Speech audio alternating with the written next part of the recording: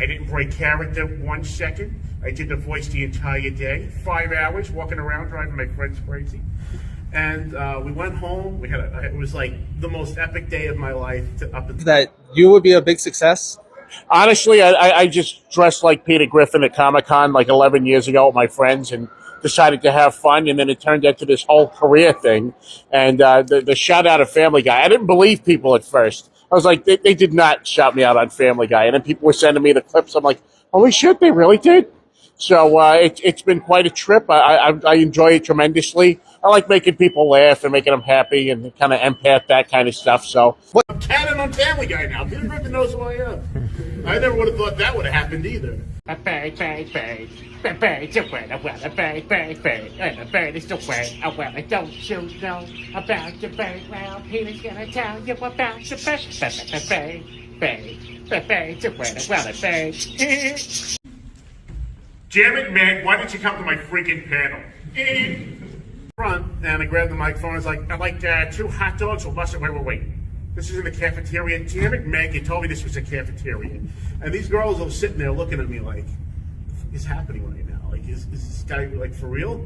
And, you know, I did my little spiel. I went to the back of the room, figuring, just crashing the costume contest. I wasn't going to win. I was wearing green pants and a white shirt. It's not fair for me to win.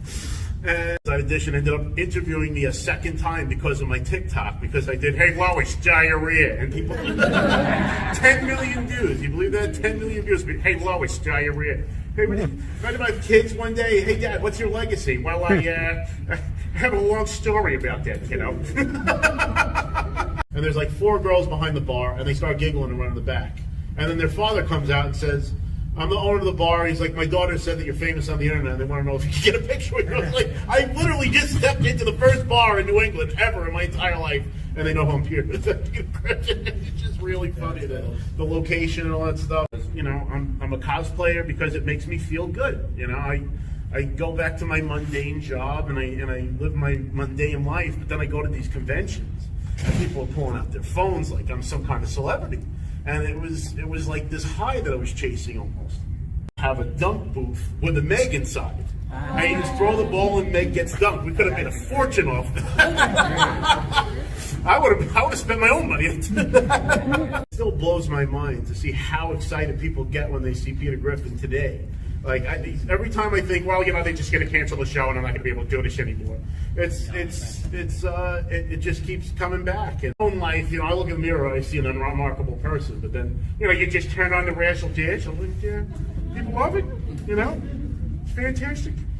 Really, the story of the real life Peter Griffin, how I started it, how I continue to do it. I do the cameo videos for shout outs, for businesses, for personal needs. I mean, I've done them for divorces, I've done it for everything. You finally got rid of that bitch. I actually ended up getting a Han Solo costume to be Peter Griffin Han Solo, and I took that to Star Wars Celebration with me and bumped into a chicken Boba Fett, and we got some great photos. That bastard gave me a bad coupon.